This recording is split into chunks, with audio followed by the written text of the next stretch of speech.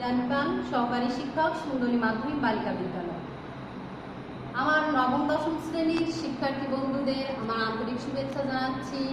আজকের এই ব্যাকরণ ক্লাসে তোমরা বোর্ডে লক্ষ্য করলে দেখতে পাচ্ছ বাংলা দ্বিতীয় পত্রের একটি ক্লাস নিতে চলেছি। ক্লাসটি হচ্ছে তাহলে আমাদের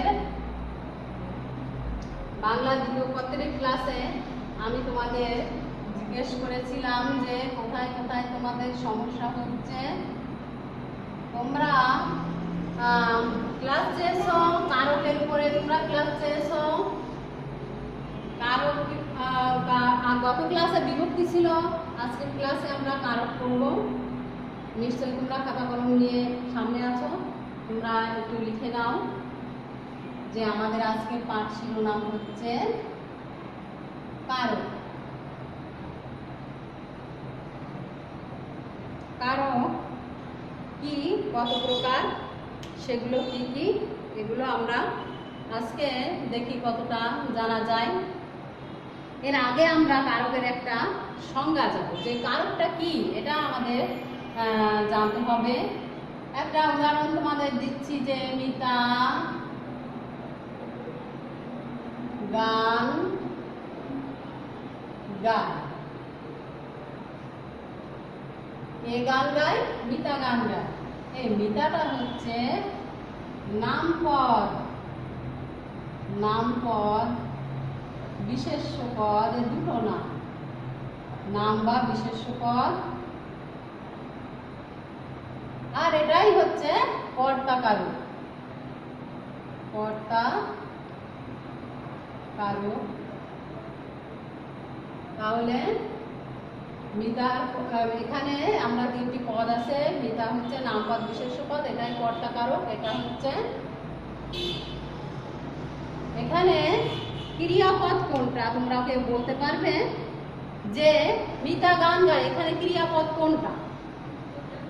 হ্যাঁ, তোমরা নিশ্চয়ই বুঝতে পেরেছো যে এই গানটা হচ্ছে ক্রিয়াপদ, কারণ ক্রিয়াপদ। তাহলে আমরা এই উদাহরণটা থেকে আমরা একটু কারকের সংজ্ঞায় যাচ্ছি। যে বা যা ক্রিয়া সম্পাদন করে তাকে কারক বলে, যে ক্রিয়া সম্পাদন করে তাকে কারক বলে। এখানে ক্রিয়াটা সম্পাদন করছে কে? মিতা। এই নামপদ বা বিশেষ্য পদ, এই কর্তা কারক। তাহলে যে ক্রিয়া সম্পাদন করে সে হচ্ছে, বা যা ক্রিয়া সম্পাদন করে তাই হচ্ছে কারক।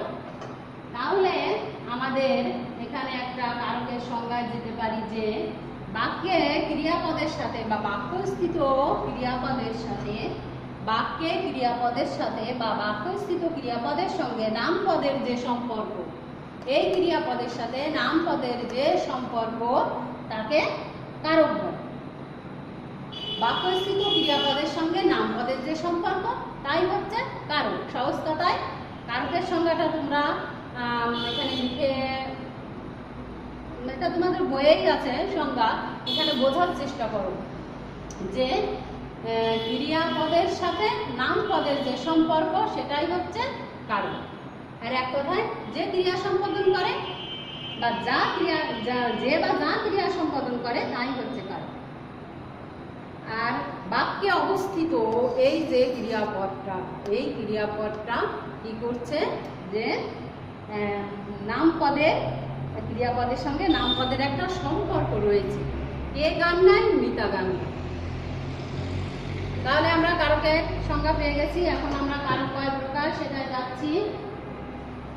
কারক হচ্ছে 6 প্রকার। কারক 6 প্রকার। কারক 6 প্রকার, সেগুলো একে হচ্ছে, কেউ বলতে পারবেন একে কি? কর্তৃকারক, কর্তৃকারক। দুয়ে কি? কর্মকারক, কর্মকারক। তিনে করণ কারক, করণ কারক। 4 সম্প্রদান কারক, সম্প্রদান কারক। 5 অপাদান, অপাদান কারক। 6 অধিকরণ কারক।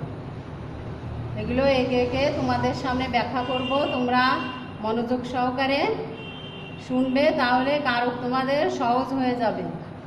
কারক মোটেও কোনো কঠিন জিনিস নয়।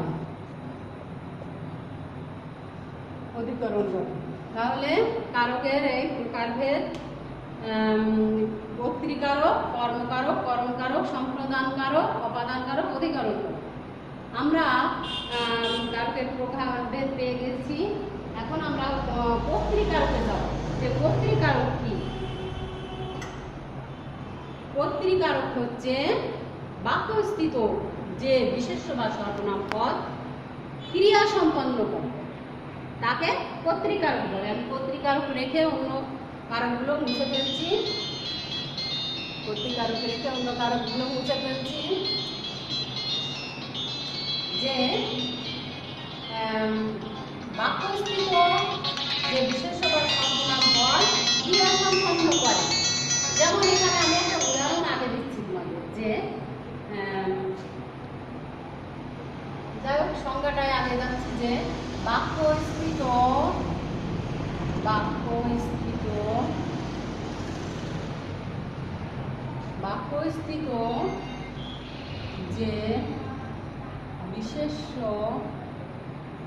বিশেষ্য বা সর্বনাম পদ, সর্বনাম পদ ক্রিয়া সম্পন্ন করে, ক্রিয়া সম্পন্ন করে তাকে কর্তৃকারক বা কর্তাকারক বলে, কর্তৃকারক বলে। বাক্যস্থিত যে বিশেষ্য বা সর্বনাম পদ ক্রিয়া সম্পন্ন করে তাকে কর্তৃকারক বলে। যেমন খোকা বই পড়ে, যেমন খোকা বই পড়ে, খোকা বই পড়ে।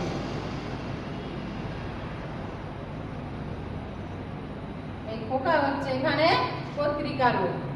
মেয়েরা ফুল তোলে, মেয়েরা ফুল তোলে।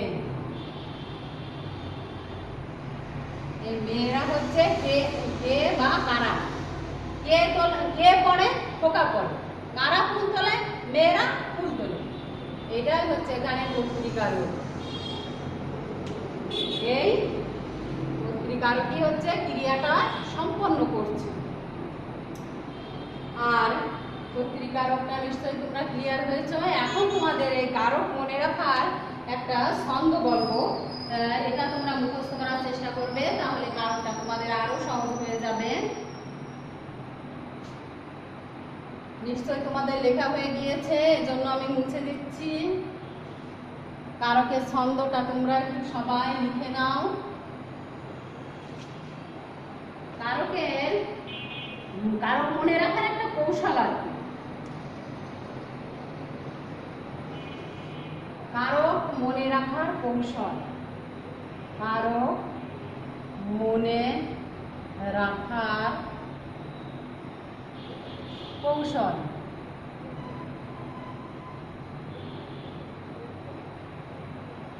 কারক মনে রাখার কৌশলটা কি? তোমরা খাতা কলম বের করে একটু লিখে নাও, বোর্ডে লিখে দিচ্ছি। প্রশ্ন করো কে বা কারা কর্তা বাবু দেবে সারা। প্রশ্ন করো, প্রশ্ন করো কে বা কারা কর্তা বাবু দেবে সাড়া। প্রশ্ন করো কে বা কারা কর্তা বাবু দেবে সাড়া। যেমন কে বই পড়ে, কারা ফুল তোলে, আমরা প্রশ্ন করেছিলাম, ওখানে আমরা উত্তরটা পেয়ে গিয়েছিলাম। এখন কর্তৃকারক গেল, এবার হচ্ছে কর্মকারক। কর্মকারকে কি? প্রশ্ন করো কি বা কাকে উত্তর দেবে কর্মকারক। প্রশ্ন করো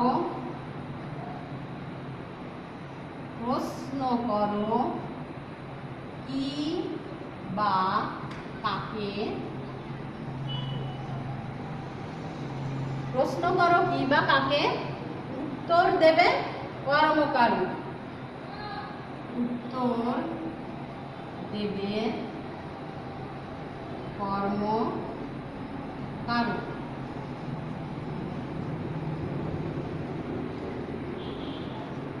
কি দিয়ে আর কিসের দ্বারা করণকারক দেবে সাড়া। কি দিয়ে আর কিসের দ্বারা, কি দিয়ে আর কিসের দ্বারা, কি দিয়ে আর কিসের দ্বারা করণকারক দিবে সাড়া। করণকারক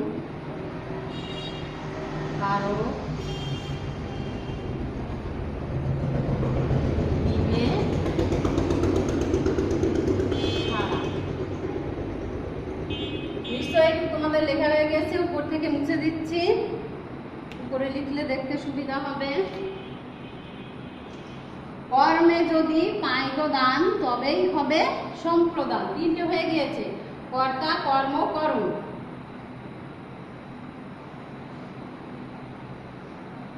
কর্মে যদি পাইক দান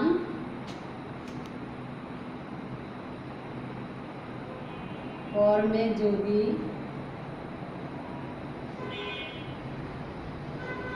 পাইক দান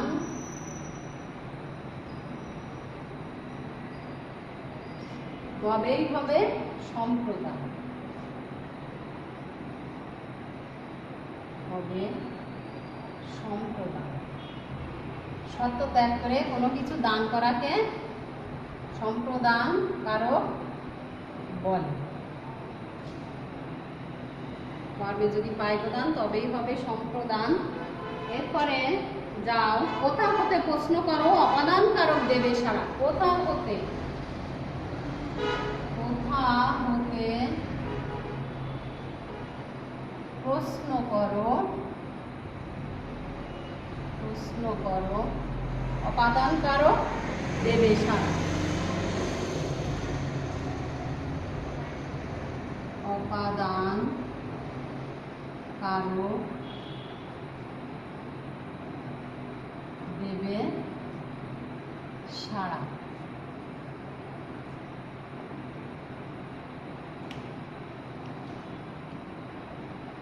কবে, কোথায় আর কখন তবেই হবে অধিকরণ। বাকি আছে অধিকরণ। কবে, কোথায় আর কখন, স্থান, কাল, পাত্র। কবে,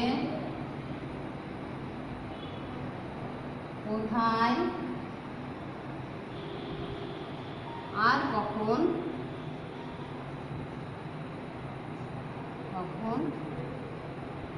তবেই হবে অধিকরণ। কবে, কোথায় আর কখন তবেই হবে অধিকরণ। তবেই হবে অধিকরণ।